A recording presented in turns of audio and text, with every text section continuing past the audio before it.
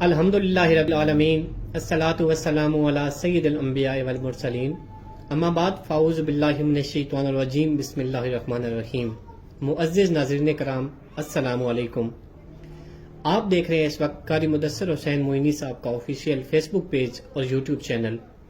جیسا کہ آپ سب کو معلوم ہے کہ رمضان المبارک کی بابرکت گھڑیاں اس وقت جاری و ساری ہیں، تو رمضان المبارک کی اہمیت کے حوالے سے روزے کے چند مسائل جو کہ ہمارے فیس بک پیج پر آپ ناظرین نے بھیجے ہیں، تو اسی حوالے سے ہم نے قبلہ مفتی مدثر حسین معینی صاحب سے خصوصی ٹائم مانگا، تو انہوں نے بہت کرم نوازی کی اور ہمیں اسی سلسلہ میں ٹائم دیا۔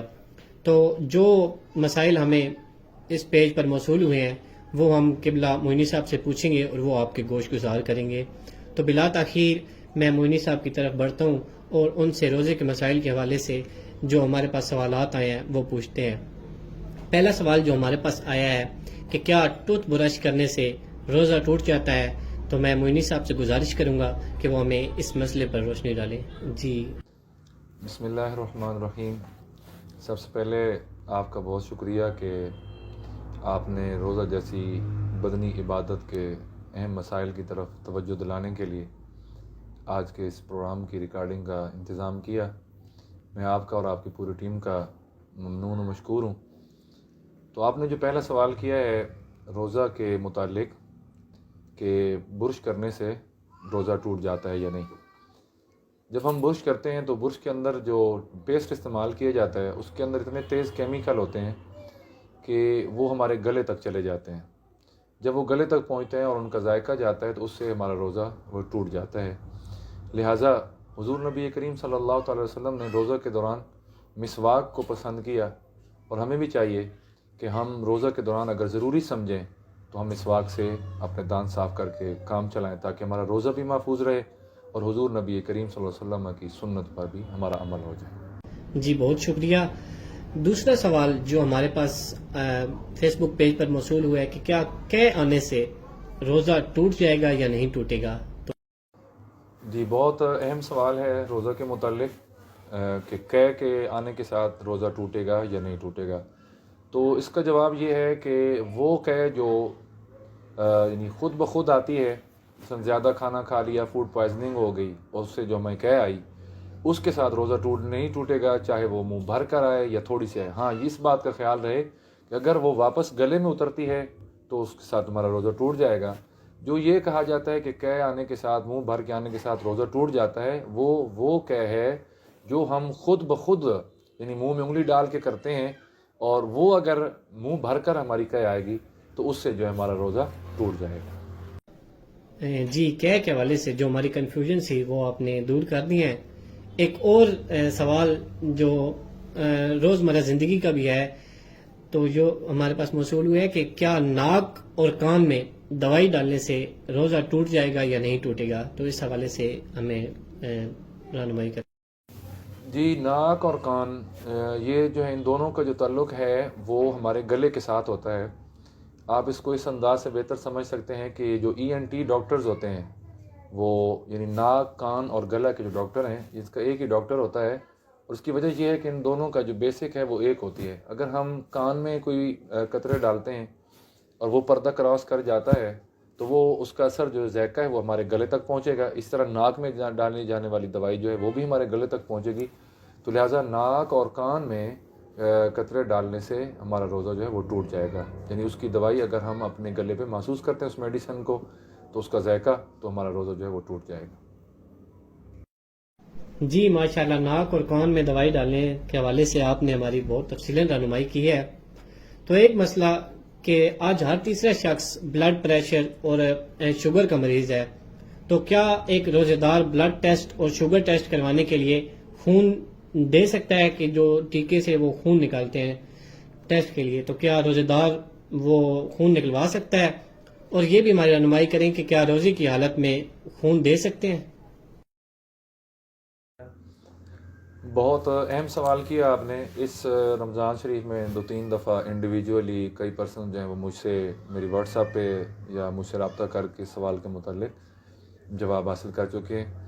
تو آج کے اس پروگرام سے یہ ایک بہت بہتر جو ہے وہ ایک چیز جائے گی ہمارے سامعین تک اور ناظرین تک کہ بجائے اس کے وہ ہم سے فرداً یہ سوال پوچھیں، اگر ہم اس صورت میں ان تک یہ دین کی سمجھ پہنچا دیتے ہیں تو یہ بہت ہی اچھا رہے گا۔ تو سوال آپ کا یہ تھا، پہلا اس کا حصہ یہ ہے کہ آپ نے کہا کہ بلڈ پریشر اور شوگر کے لیے جو خون ٹیسٹ کروایا جاتا ہے کیا اس سے روزہ ٹوٹے گا؟ تو یاد رہے کہ اس سے روزہ نہیں ٹوٹے گا، کیونکہ اس سے خون باہر آ رہا ہے، اندر نہیں جا رہا۔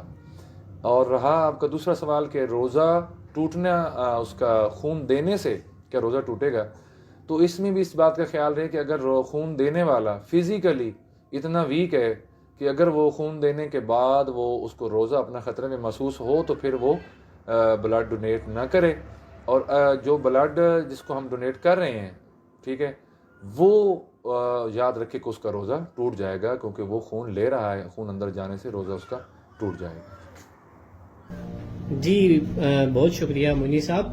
تو آج کل ایک معمول بنا ہوا ہے کہ لوگ اذان تک کھاتے پیتے رہتے ہیں، تو اس حوالے سے ہماری آگاہی کریں کہ سحری کا ختم ہونے کا اصل وقت کون سا ہے، اذان تک یا جو اعلانات ہوتے ہیں اور کیلنڈر کے مطابق جو ٹائم لکھا ہوا تھا وہ؟ تو اس حوالے سے ہماری رہنمائی کر دیں۔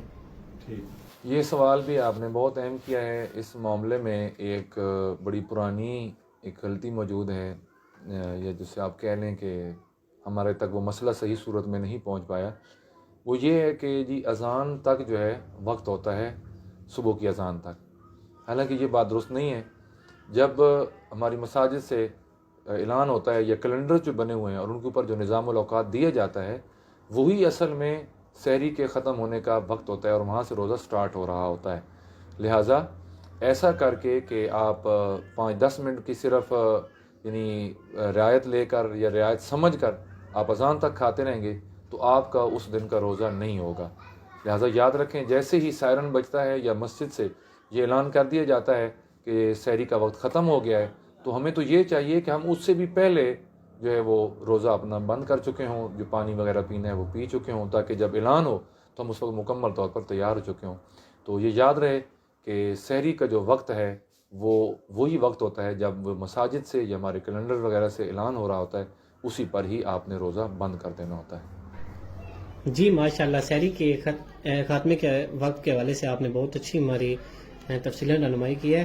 ایک اور مسئلہ کہ کیا روزے کی حالت میں احتلام ہونے سے یا مینسز پیریڈ سٹارٹ ہونے سے روزہ ٹوٹے گا یا نہیں ٹوٹے گا، روزے پر کیا فرق پڑے گا؟ یہ آپ کا سوال بہت ہی زبردست ہے۔ عموماً ہمارے ہاں یہ رواج ہوتا ہے کہ صبح سحری کھانے کے بعد عموماً لوگ نماز جب پڑھ لیتے ہیں تو تھوڑی دیر کے لیے آرام کرنے کے لیے چلے جاتے ہیں، تو اس کے علاوہ دن کے وقت جو ہے وہ آرام کیا جاتا ہے روزے کی حالت میں۔ تو یہ پرابلم ہو سکتی ہے اطعام وغیرہ کا ہو جانا، تو اس میں آپ یہ یاد رکھیں کہ اطعام ہونے سے آپ کا روزہ نہیں ٹوٹے گا۔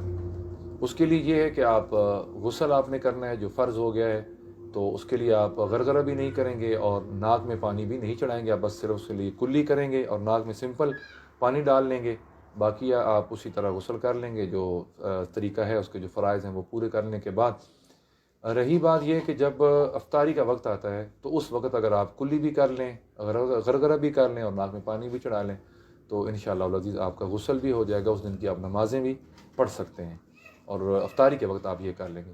اس سوال کا دوسرا حصہ آپ تک کا تھا کہ اگر کسی بھی فیمیل سائڈ پہ کسی نے روزہ رکھا اور دوران روزہ مینسز سٹارٹ ہو جاتے ہیں تو جیسے ہی مینسز سٹارٹ ہوں گے روزہ ٹوٹ جائے گا۔ جی بہت شکریہ مونی صاحب۔ اچھا، اگر رات کو اطعام ہو جائے اور ہم صبح سحری میں جاگیں لیکن اتنا وقت نہ ہو کہ ہم غسل کر سکیں، تو اس حوالے سے ہمیں کیا کرنا چاہیے؟ رات کو سوتے ہوئے اطعام ہو گیا، پہلی بات تو یہ ہے کہ اس کا بہتر حل یہ ہوتا ہے کہ جب آپ کو اطعام ہوا اگر جاگ جاتے ہیں تو آپ اسی وقت اٹھ کے غسل کر لیں، آپ سحری کے وقت کا انتظار نہ کریں۔ لیکن اگر جاگ نہیں آئی اور جب آپ کو اٹھایا گیا، گھر میں روٹین ہے آپ 15-20 منٹ پہلے اٹھتے ہیں، اگر آپ یہ دیکھتے ہیں کہ اگر میں غسل کرنے کے لیے جاتا ہوں تو آپ کا سحری کا وقت نہیں بچتا، تو یا روزہ آپ کا رہنے کا خدشہ ہے، تو اس کے لیے طریقہ کار یہ ہوتا ہے کہ آپ صرف وضو کر لیں، غرغرہ کر لیں اور ناک میں پانی چڑھا لیں اور آپ اپنی سحری کھا لیں، اور اس سے آپ کا جب سحری آپ کھا لیں گے اس کے بعد آپ جائیں اور اپنا غسل کر لیں، اس کے بعد آپ اس کے ساتھ نماز ادا کر سکتے ہیں. یعنی یہ نہیں ہوگا کہ آپ یہ سوچیں کہ اطلام ہو گیا ہے اور وقت نہیں تھا, آپ روزہ چھوڑ دیں غسل کے بجائے, یا غسل کی طرف گئے روزہ چھوڑ گیا, یا روزے کی طرف جاتے ہیں تو آپ یہ سمجھتے ہیں کہ غسل نہیں ہوگا. تو اس کے لیے سمپل سی بات ہے, آپ وہ ہاتھ وغیرہ دھو لیں, وضو کر لیں, وضو کر کے آپ ایک دفعہ سحری کر لیں, گرگرہ بھی کر لیں اور ناک میں پانی بھی چڑھا لیں. اس کے بعد آپ سحری کھانے کے بعد جب روزہ بند ہو جائے پھر آپ غسل کر کے اپنے دیگر جو ہیں معاملات دین, عبادات اور نماز وغیرہ, قرآن کی تلاوت وہ آپ کر سکتے ہیں. جی تو آج کے سوال و جواب کا سیشن ہمارا مکمل ہوا. میں بہت مشکور ہوں اور شکریہ ادا کرتا ہوں قبلہ مفتی صاحب کا.